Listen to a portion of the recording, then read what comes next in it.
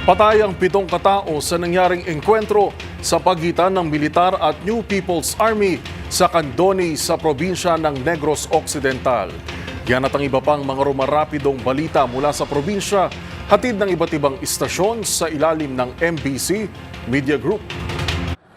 Patay ang 7 mga umano'y miyembro ng New People's Army o NPA matapos masagupan ng 47th Infantry Battalion ng Philippine Army sa Sitio Suso, Barangay Gatuslao, Bayan ng Candoni, Negros Occidental.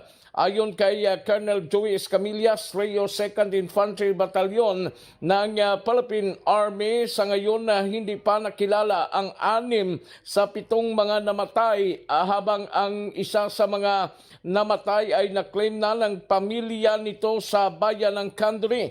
Dagdag pa ni Escamillas, maliban sa na-recover na katawan ng umano'y NPA, na-recover din ng 2 container ng gasolina na posibleng gagamitin sa panununog sa proposed oil palm sa lugar. Na-recover din ng 5 empties ng M16, 2 AK-47 at 1 baby Armalite sa encounter site.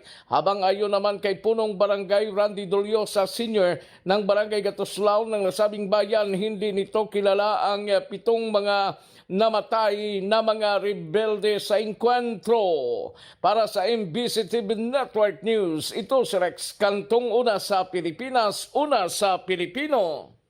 Pinaglamayan na kagabi sa kanilang tahanan sa Barangay Concordia, Burgos, Pangasinan ang mga labi ng biktima na si Mrs. Marilyn Villanueva Padillo. Sa ulat ni OIC Chief of Police Captain Bonald Paragas, natagpo ang nakadapa sa bukid ang biktimang naliligo sa sariling dugo at nakatarak pa sa kanyang kaliwang dibdib ang kutsilyo. Nakilala ni Ronaldo Nacorda, live-in partner ng biktima, ang kutsilyo na ito'y pagmamayari ng kanyang kapatid na si Rene de los Santos Nacorda, 46 anyos, residente ng nasabing lugar, at nabatid sa ilang testigo na bago ang pagkatagpo sa bangkay ng biktima ay nakita umano si Ronaldo sa may puno malapit sa pinangyarihan ng krimen at tila may hinihintay. Napag-alaman na may dati ng alitan ng biktima at suspect na ngayon pinaghahanap na ng mga otoridad habang inihahanda ang kaukulang kaso laban dito.